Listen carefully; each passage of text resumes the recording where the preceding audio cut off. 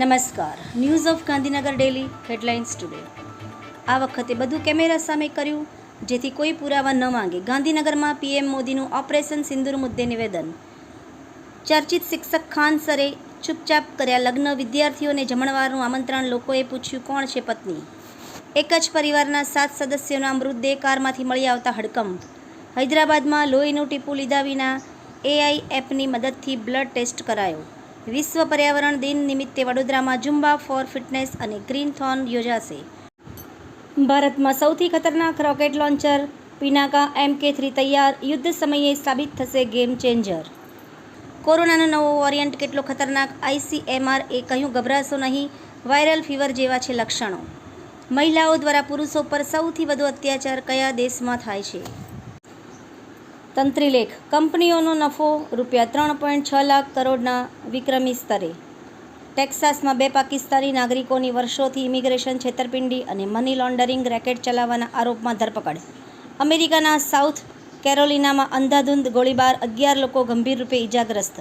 કેન્દ્રીય ચૂંટણી પંચે આસામ અને તમિલનાડુ માટે દ્વિવાર્ષિક રાજ્યસભા ચૂંટણીઓની જાહેરાત કરી. 19 જૂને મતદાન. જો આ દેશમાં કોઈ ધાર્મિક હિંસા ભડકાવવા માટે જવાબદાર હોય તો તે સુપ્રીમ કોર્ટ અને તેના ન્યાયાધીશો હશે. વડાપ્રધાન શ્રી નરેન્દ્રભાઈ મોદી સાહેબના ગુજરાત પ્રવાસના બીજા દિવસે ગાંધીનગર સેક્ટર 17થી મહાત્મા મંદિર સુધી ભવ્ય રોડ શો યોજાયો. એનોજી સાહિત્ય સરિતા ગ્રુપ વિષય દાનવીર. એના ઉપર સર્જકોની ખૂબ જ સુંદર વિવિધ સ્વરચિત રચનાઓ. ઈલાજ કેવી રીતે કરવો. વાંચવા જેવો લેખ, જાણવા જેવું. પોતાની ખામીઓને સુધારો. સંત રાજિંદર સિંહજી મહારાજ. જાણો. ન જેવી બાબતે સાઉથ એક્ટરે પિત્તો ગુમાવ્યો. માર્કો એક્ટર ઉન્ની મુકુંદન ફરી એક વિવાદમાં ફસાયો. વાસંદાના વાઘાબારી ગામે ગરીબ બાળકોને શિક્ષણ કીટ વિતરણ કરી જન્મદિવસની અનોખી ઉજવણી.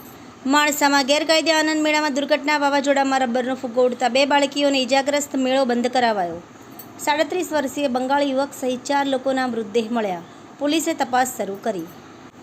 આભાર. મીનાક્ષી રાવલ, ગાંધીનગર. ન્યૂઝ ઓફ ગાંધીનગર દૈનિક જન ફરિયાદ ન્યૂઝ.